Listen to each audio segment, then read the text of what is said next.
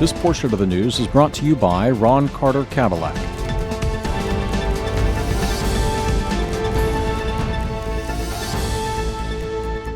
Hello, you're watching NTV Houston. This is Sarah Chauhan. United states में 80,000 से ज़्यादा लोगों की मौत हो चुकी है कोरोना वायरस की वजह से। वहीं ग्रेटर ह्यूस्टन एरिया में 12,000 से ज़्यादा लोग कोविड-19 से इन्फेक्टेड हैं। इसके अलावा आपको बताएं कि ब्रिटिश पीएम बोरिस जॉनसन के एक बयान से किस तरीके से लोग कंफ्यूज हो रहे हैं। इसके अलावा और भी अहम खबरें देखेंगे डिटेल से, लेकिन पहली नजर हेडलाइंस।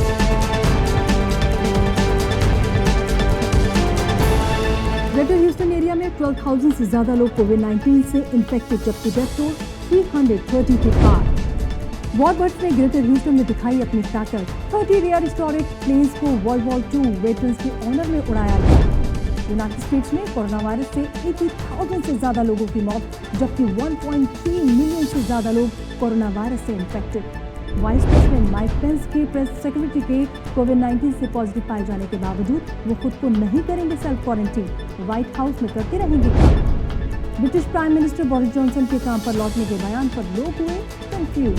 श्रीलंकन कैपिटल कोलंबो में 7 वीक्स पहले इम्पोज किए गए लॉकडाउन में नरमी। बिजनेसेस, पब्लिक ट्रांसपोर्टेशन और गवर्नमेंट डिपार्टमेंट्स खोले गए। और veteran actor and comedian Jerry स्टिलर की 92 की उम्र में डेथ। बेटे ने ट्वीट पर दी जानकारी। और अब न्यूज डिटेल से देखते हैं। कोरोना वायरस से राहत कब मिलेगी कुछ कहा नहीं जा सकता। अभी तक कोरोना वायरस के ट्रीटमेंट के लिए ना तो वैक्सीन है, ना ही कोई मेडिसिन मौजूद है। टेस्टिंग कैपेसिटी जैसे जैसे बढ़ रही है, वैसे वैसे कोविड-19 के कंफर्म केसेस भी इंक्रीज हो रहे हैं। बात अगर ग्रेटर ह्यूस्टन एरिया की करें तो ग्रेटर ह्यूस्टन एरिया में अब तक 12,000 से ज्यादा लोग कोविड-19 से इन्फेक्टेड हैं, जबकि डेथ टोल 330 से भी ज्यादा है। ह्यूस्टन एरिया में कोरोना वायरस के केसेस 12,635 से भी ज्यादा हैं, जबकि डेथ टोल 330। इसके साथ ही साथ आपको ये भी बता दें कि 4,646 लोगों ने रिकवरी भी की है। ह्यूस्टन सिटी में 4,000 से ज्यादा कोरोना वायरस के केसेस हैं, जबकि डेथ टोल 94 है। हैरिस काउंटी में 3,000 से ज्यादा केसेस हैं, जबकि डेथ टोल 78 है। फोर्ट बेंड काउंटी में 1,000 से भी ज्यादा कोविड-19 के पेशेंट्स मौजूद हैं, जबकि डेथ टोल 38 है। ब्राज़ोरिया काउंटी में 700 से ज्यादा कोरोना वायरस के केसेस हैं, जबकि डेथ टोल यहां पर 9 है। मॉन्टगोमरी काउंटी में 600 से ज्यादा केसेस हैं और डेथ टोल 16 है।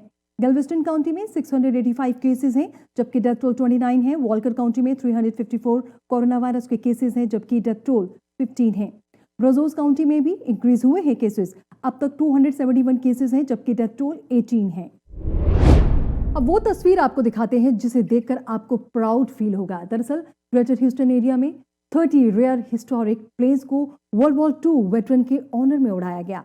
जी हाँ, वॉरबर्ड्स ने ग्रेटर ह्यूस्टन में अपनी ताकत दिखाई। ह्यूस्टनियंस के लिए ये पल बेहद शानदार था। ग्रेटर ह्यूस्टन एरिया में 30 रेयर एंड हिस्टोरिक प्लेन्स को वर्ल्ड वॉर II वेटरन्स के ऑनर में उड़ाया गया। जिसने भी इन हिस्टोरिक प्लेन्स को देखा वो देखता ही रह गया। Loan Star Flight museum official ने बताया कि event victory in Europe day के 75th एनिवर्सरी ऑब्जर्व करने के लिए रखी गई।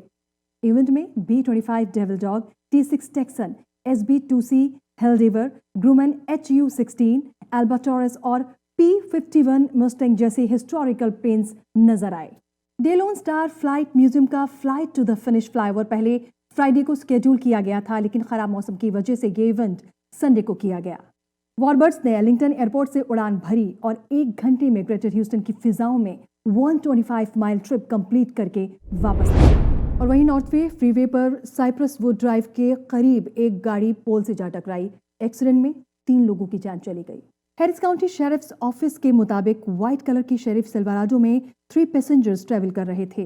फ्रीवे के साउथ बाउंड साइड पर जाते हुए ड्राइवर ट्रक का कंट्रोल खो बैठा और गाड़ी बैरियर को हिट करते हुए पोल से जा टकराई। पैसेंजर्स गाड़ी के अंदर ही मौजूद थे और तभी गाड़ी में आग लग गई। पुलिस ने बताया कि कुछ विटनेसेस ने लोगों को ट्रक से बाहर निकालने की कोशिश की, मगर आग की वजह से वो ऐसा नहीं कर पाए। 3 पैसेंजर्स की मौत मौके पर ही हो गई। एक्सीडेंट आखिर किस वजह से हुआ, पुलिस अब इस बात की इन्वेस्टिगेशन कर रही है। और वहीं बॉन्डर्स पार्क सर्कल के ब्लॉक 18,000 में नेबर्स आपस में ही झगड़ पड़े। झगड़ा इतना बढ़ गया कि दोनों तरफ से एक दूसरे पर फायरिंग भी कर दी गई। इस इंसिडेंट में 5 साल की बच्ची समेत 6 लोग जख्मी हैं। पुलिस के मुताबिक नेबर्स के बीच झगड़ा चल रहा था और इसी दौरान एक शख्स ने शॉटगन से फायरिंग करनी शुरू कर दी और वहीं दूसरी तरफ से एक दूसरे शख्स ने पिस्तौल से जवाब दिया और इस दौरान 6 लोग जख्मी हो गए। हालांकि इन सभी की हालत खतरे से बाहर बताई जा रही है। HCSO ने इंसिडेंट की इन्वेस्टिगेशन शुरू कर दी है। रमजान का महीना चल रहा है। ह्यूस्टन मेयर की तरफ से हर साल रमजान में डिनर पार्टी दी जाती है, लेकिन इस बार एनुअल रमजान डिनर एक अलग अंदाज में था। जी हाँ, वर्चुअल इफ्तार पार्टी कैसी रही, देखिए कॉरेस्पॉन्डेंट आतिफ कुरैशी की ये स्पेशल रिपोर्ट। ह्यूस्टन एनुअल इफ्तार डिनर ह्यूस्टन मुस्लिम कम्युनिटी के लिए एक बड़ा इवेंट है जो हर साल अरेंज किया जाता है, लेकिन इस साल कोरोना वायरस सिचुएशन की वजह से इसको नाम दिया गया ह्यूस्टन वर्चुअल इफ्तार। ये पॉसिबल हुआ Abu Dhabi, Baku, Basra, Istanbul, Karachi sister city association, Islamic society of Greater Houston और डिफरेंट ऑर्गेनाइजेशन की एफर्ट्स और कोलैबोरेशन से। मैं आप लोगों का बहुत मशकूर और ममनून हूँ जिन्होंने ये वर्चुअल इफ्तार को कामयाब बनाने में मदद करी। ख़ास तौर से मेयर सिल्वेस्टर टर्नर और उसकी टीम ने, इसके अलावा दूसरी ऑर्गेनाइजेशन जिसमें इसमें हिस्सा लिया। हमारा मकसद है कि रमज़ान की स्पिरिट है कि लोगों को फूड सर्व करना, लोगों के साथ सेलिब्रेट करना और मिलजुल कर रमज़ान को इफ्तार करना। तो ये सारी चीज़ें सर्व होती हैं इस वर्चुअल मेथड से, जो कि एक नया है, लेकिन हमें खुशी है कि हमने आज उसी जगह पे इसे उसी लेवल पे, बल्कि उससे भी बड़े लेवल पे 2000 प्लस जो कम्युनिटी मेंबर्स हैं उनको अपना गेस्ट बनाया है। ह्यूस्टन वर्चुअल इफ्तार में अराउंड 2000 लोगों में ड्राइव थ्रू के जरिए इफ्तारी डिस्ट्रीब्यूट की गई। इस मौका पर मेयर टर्नर का कहना था कि वो सब पार्टनर के थैंकफुल हैं जिन्होंने कोविड-19 की सिचुएशन में भी एनुअल इफ्तार डिनर को पॉसिबल बनाया। I don't believe any other city in the United States is putting forth and moving forward with their iftar dinner at the magnitude that's taking place in the city of Houston. So I just want to give all of our partners, I want to say thank you, because our diversity in this city happens to be our strength. And through that diversity, when people from all walks of life come together, then we find ways to continuing things that are so important. I do want to recognize and appreciate Mayor Turner for his leadership, and then also want to recognize the community here who have come together to make sure that we continue the tradition of iftar. And at the end, I would pray to Allah Subhanahu wa Taala. I join all the Muslims worldwide that Allah Subhanahu wa Taala, with His blessings, inshallah, we will come out of this COVID-19. Inshallah, we will see peace. When we realized we were going to have to cancel our annual traditional iftar dinner, we wanted to still do something that we could give back to our Muslim community, be a part of the Muslim community. As you can see all around you, this is an event by the community for the community. इस virtual इफ्तार में Ismaili community और university of Houston Pakistan student association के volunteers ने participate किया। University of Houston की PSA हमेशा हर साल करती है हमारे मेयर के साथ इफ्तार। We do it every single year. This year थोड़ा सा डिफरेंट हो रहा है हमारे लिए, बिकॉज हम लोग इस दफ़ा फ्रंट लाइन पर है। नॉर्मली हम लोग हमेशा अंदर करते हैं, पर इट्स बिन गुड। करंट कोविड-19 की सिचुएशन में भी एनुअल इफ्तार डिनर विद मेयर की ट्रेडिशन को ऑर्गेनाइजर्स की तरफ से बरकरार रखना एक अच्छा कदम है। Atif Qureshi, NTV Houston. और वहीं हवा फाउंडेशन की तरफ से इस वीक भी 200 से ज्यादा फैमिलीज को इफ्तार और फूड डिस्ट्रीब्यूट किए गए। देखिए कॉरेस्पॉन्डेंट आतिफ कुरैशी की ये स्पेशल रिपोर्ट। हवा foundation Holi month of Ramzan में नीडी फैमिलीज के लिए हर वीक फूड डिस्ट्रीब्यूशन करती है। इस वीक हवा फाउंडेशन ने मोर देन 200 फैमिलीज में फूड डिस्ट्रीब्यूट किया। इस मौका पर मेयर टर्नर भी मौजूद थे, जिन्होंने हवा फाउंडेशन की तरफ से कम्युनिटी के लिए की जाने वाली एफर्ट्स को अप्रिशिएट किया। In this city, it is in our diversity that represents our strength. That's what's helping us to be strong, resilient, sustainable, and we'll get past this because we recognize that we are all connected. And in this community, everyone bands together to help out one another. So again, thanks to the Hawa Foundation, the Southwest Management District, all of these volunteers, and now it's time to make sure that we get these people what they need. हवा foundation के president का कहना था कि mayor Turner एक true leader हैं और हर मुश्किल वक्त में वो कम्युनिटी के साथ खड़े होते हैं। इस मौका पर उन्होंने मेयर टर्नर को मुस्लिम्स होली बुक कुरान का तोहफा दिया। He is our really mayor, and if you see that in Harvey time, our Hawa Foundation was very much involved in the front line, and at that time mayor was also day and night. He was working all time, and today also we see our mayor Sunday, Mother's Day, and he is here with the community, and he is helping the community always. He don't see any time what will be the thing that will be good for him, but he do for the community. Whenever we call our mayor, he always responds less than 24 hours, and he was always coming for the community. So I just want to today thank you from Hawa Foundation. Atif Qureshi, NTV Houston. United states में last 24 hours में 776 corona virus patients की death report हुई है, जिसके बाद अब तक 1.3 million से ज्यादा कोरोना वायरस के पेशेंट्स हो चुके हैं और इसके साथ ही साथ डेथ टोल 80,000 से भी ज्यादा है। यूनाइटेड स्टेट्स में अब तक 1.3 मिलियन कोरोना वायरस के केसेस हैं, जबकि डेथ टोल 80,846 हैं, जबकि रिकवरीज भी हुई हैं। 256,345 लोग कोरोना वायरस से रिकवर भी हुए हैं। देखा जाए तो न्यूयॉर्क में सबसे ज्यादा कोरोना वायरस के केसेस हैं। न्यूयॉर्क में अब तक 345,000 से ज्यादा केसेस हैं, जबकि डेथ टोल 26,000 से भी ज्यादा। न्यू जर्सी में 140,000 से ज्यादा कोविड-19 के पेशेंट्स मौजूद हैं, जबकि 9,000 से ज्यादा डेथ टोल है। मैसाचुसेट्स में 77,000 से ज्यादा केसेस हैं, 4,000 से ज्यादा डेथ टोल। इलिनॉय में 77,000 से ज्यादा केसेस, जबकि डेथ टोल 3,000 से भी ज्यादा। कैलिफोर्निया में 67,000 से ज्यादा कोविड-19 के पेशेंट्स मौजूद हैं और ये डेटा लगातार इंक्रीज हो रहा है, और वहीं डेथ टोल 2,000 से ज्यादा। पेंसिल्वेनिया में 60,000 से ज्यादा कोविड-19 के पेशेंट्स हैं और ये डेटा लगातार इंक्रीज हो रहा है। वहीं डेथ टोल अगर देखा जाए तो डेथ टोल 3,000 से भी ज्यादा है। मिशिगन में 47,000 से ज्यादा केसेस हैं, डेथ टोल 4,000 से ज्यादा। वहीं बात अगर टेक्सास की करें तो यहाँ पर भी केसेस लगातार इंक्रीज हो रहे हैं। अब तक 39,000 से ज्यादा पेशेंट्स हैं, जबकि डेथ टोल 1,000 से भी ज्यादा। और वहीं वाइस प्रेसिडेंट माइक पेंस के प्रेस सेक्रेटरी केटी मिलर के कोरोना वायरस टेस्ट पॉजिटिव होने के बावजूद वाइस प्रेसिडेंट माइक पेंस खुद को सेल्फ क्वारंटीन नहीं कर रहे हैं। कहा जा रहा है वो व्हाइट हाउस आते रहेंगे और काम जारी रखेंगे।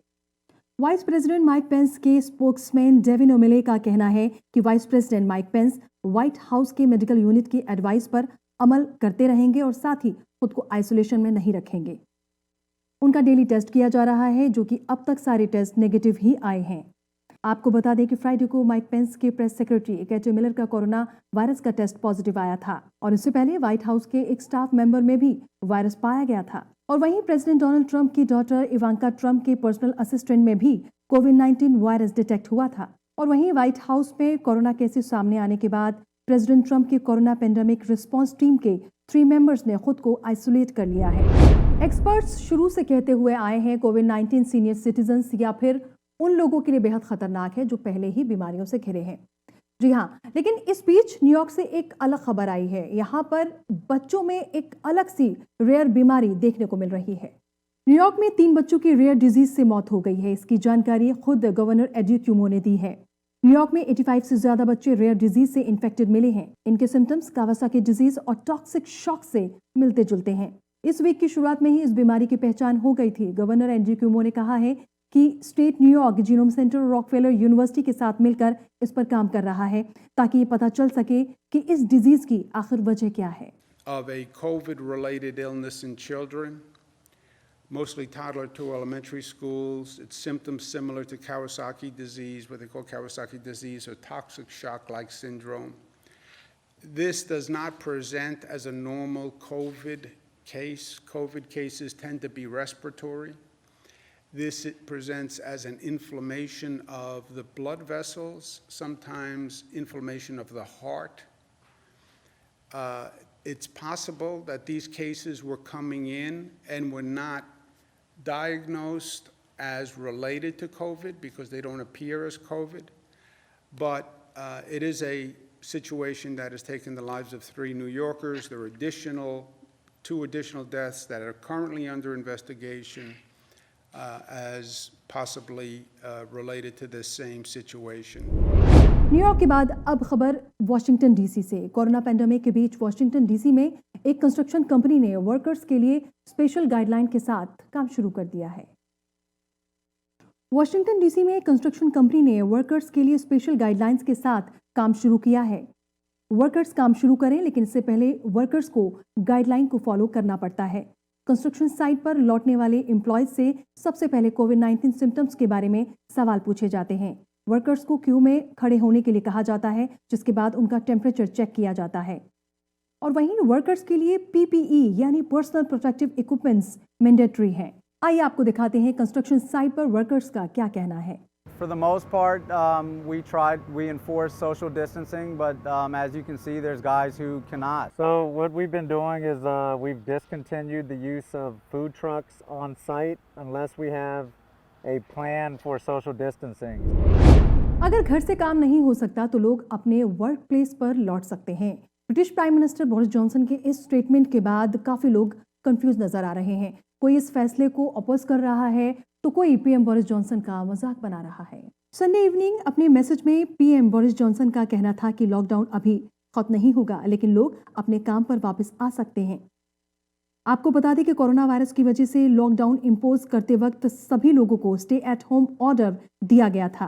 बोरिस जॉनसन के स्टेटमेंट के बाद स्कॉटलैंड, वेल्स और नॉर्दर्न आयरलैंड के लीडर्स का कहना है कि स्टे एट होम ऑर्डर अभी बरकरार रहेगा। और वहीं फॉरेन सेक्रेटरी डोमिनिक का कहना है कि गवर्नमेंट की तरफ से 50 पेजेस की डिटेल गाइडलाइंस पब्लिश कर दी जाएंगी। वहीं उन्होंने ये भी क्लैरिफाई किया कि लोग मई 13 से काम पर वापस आ सकते हैं। मोस्टली कंट्रीज में इस वक्त लॉकडाउन है। कोरोना वायरस के स्प्रेड को रोकने के लिए इकोनॉमिक एक्टिविटी के साथ साथ लोगों की जिंदगियां जैसे थम सी गई है। लेकिन वही खबर चाइना से है। जी हाँ, चाइना में अब हलचल नजर आ रही है। 3 मंथ्स में पहली बार शंघाई डिज्नीलैंड ओपन हुआ, जिसके बाद हजारों लोगों ने पार्क का रुख किया। चीन में अब हलचल नजर आ रही है। 3 मंथ्स में पहली बार शंघाई डिज्नीलैंड ओपन हुआ, जिसके बाद हजारों लोगों ने पार्क का रुख किया। मिकी माउस और दूसरे डिज्नी कैरेक्टर्स लोगों को वेलकम करते हुए नजर आए, लेकिन अब पहले जैसी बात नजर नहीं आ रही थी। विजिटर्स और एम्प्लॉयज मास्क पहने हुए नजर आए। लोगों को टेम्परेचर स्क्रीनिंग से गुजरना पड़ा और साथ ही सोशल डिस्टेंसिंग मेंटेन करते हुए भी लोग नजर आए। आपको बता दें, शंघाई डिज्नीलैंड में ज्यादातर राइड्स, शोज और रेस्टोरेंट्स खोल दिए गए हैं। और वहीं सिचुएशन और गवर्नमेंट रेगुलेशंस को देखते हुए आने वाले वक्त में रिमेनिंग राइड्स भी खोल दी जाएंगी। वहीं आपको ये भी बता दें कि एनुअल पासेस रखने वाले विजिटर्स को एंट्री के लिए दिन और वक्त पहले से रिजर्व करवाना होगा। And now news from Sri Lanka. Sri Lanka ने पार्शियल छूट देकर लॉकडाउन खत्म करने की शुरुआत कर दी है। जी हाँ, श्रीलंकन कैपिटल कोलंबो में मिड मार्च से इंपोज किए गए लॉकडाउन में अब नरमी कर दी गई है, जिसके बाद बिजनेसेस, पब्लिक ट्रांसपोर्टेशन और गवर्नमेंट डिपार्टमेंट्स खोले जा रहे हैं। श्रीलंकन कैपिटल कोलंबो में 7 वीक्स पहले इंपोज किए गए लॉकडाउन में नरमी कर दी गई है, जिसके बाद बिजनेसेस, पब्लिक ट्रांसपोर्टेशन और गवर्नमेंट डिपार्टमेंट्स खोले जा रहे हैं। पब्लिक ट्रांसपोर्ट में सोशल डिस्टेंसिंग मेंटेन रखने का ऑर्डर दिया गया है। और वहीं ऑफिस में एंटर होने से पहले गवर्नमेंट एम्प्लॉयज को हैंड वॉश करके टेम्परेचर चेक से गुजरना होगा। और वहीं गवर्नमेंट डिपार्टमेंट्स के साथ साथ प्राइवेट बिजनेसेस को वर्क प्लेस पर एम्प्लॉयज की तादाद कम रखने के लिए भी कहा गया है, जबकि दूसरी तरफ कुछ डिस्ट्रिक्ट्स में अब भी कर्फ्यू इम्पोज्ड है। श्रीलंका में अब तक 856 कोविड-19 के केसेस हैं, जबकि डेथ टोल 9 है। और इसी को देखते ही श्रीलंका में लॉकडाउन इम्पोज किया गया था, लेकिन इतने वक्त बाद लॉकडाउन में नरमी बरती जा रही है। कोरोना वायरस के बढ़ते केसेस और लॉकडाउन की वजह से बहुत सी कंट्रीज की इकोनॉमी स्ट्रगल कर रही है। ऐसे में जो गरीब हैं उनके लिए और भी ज्यादा मुश्किल है। और इसी इंपॉर्टेंट इशू को हाईलाइट करने के लिए ब्राजील की famous city Rio de Janeiro के iconic Christ the Redeemer statue पर फ्रूट्स और वेजिटेबल्स डिस्प्ले किए गए। कोरोना वायरस के एक तरफ बढ़ते केसेस हैं तो वहीं दूसरी तरफ लॉकडाउन, जिसकी वजह से बहुत सी कंट्रीज की इकोनॉमी स्ट्रगल कर रही है। और यही हाल ब्राजील का है। ब्राजील में लॉकडाउन की वजह से गरीब लोग बेहद परेशान हैं। लोगों के पास खाने के लिए नहीं है। ऐसे में अवेयरनेस फैलाने के लिए famous Christ the Redeemer statue पर फ्रूट्स और वेजिटेबल्स हाईलाइट किए गए। ये प्रोजेक्शन रियो डी जेनेरियो में लोकल अथॉरिटीज की तरफ से ऑर्गेनाइज किया गया। इसके जरिए लोगों को ये मैसेज दिया गया कि अपने आसपास के लोगों को फूड देकर उनकी मदद की जाए। वहीं ऑर्गेनाइजर्स को उम्मीद है कि ये देखकर लोग खाना जाया नहीं करेंगे और खाना जाया करने से पहले 2 बार जरूर सोचेंगे। आपको बता दें, 38 मिलियन इनफॉर्मल वर्कर्स में से ज्यादातर लोग इस वक्त अनएम्प्लॉयमेंट का शिकार हैं। ब्राजील समेत लैटिन अमेरिका के बहुत से पार्ट्स में लोगों को ये भी नहीं मालूम कि उन्हें अगला खाना कब नसीब होगा। और वहीं फेमस एक्टर और कॉमेडियन जेरी स्टिलर अब इस दुनिया में नहीं रहे। 92 ईयर्स ओल्ड एक्टर की डेथ की खबर उनके बेटे बेन स्टिलर ने ट्विटर पर दी। उनके बेटे बेन स्टिलर ने ट्वीट के जरिए ये जानकारी दी। उनके बेटे ने इमोशनल ट्वीट किया, जिसमें उन्होंने लिखा कि I am sad to say that my father Jerry Stiller passed away from natural causes. He was a great dad and grandfather and the most dedicated husband to Annie for about 62 years. He will be greatly missed. Love you, Dad. Jerry स्टिलर 1960s comedy team में अपनी wife any के साथ काम कर चुके हैं, लेकिन mid 60s में सिन फिल्म में मिलने वाले रोल से वो काफी पॉपुलर हुए। 1993 में स्टिलर को लगा कि उनका एंटरटेनमेंट करियर खत्म होने वाला है, लेकिन उसी वक्त उन्हें सिनफील्ड को क्रिएटर लैरी डेविड की तरफ से और कॉमेडियन जेरी सिनफील्ड की कास्ट ज्वाइन करने का मौका मिला। इस शो को यूएस टीवी की तारीख में अब भी याद रखा जाता है। और अब देखिए वेदर अपडेट्स।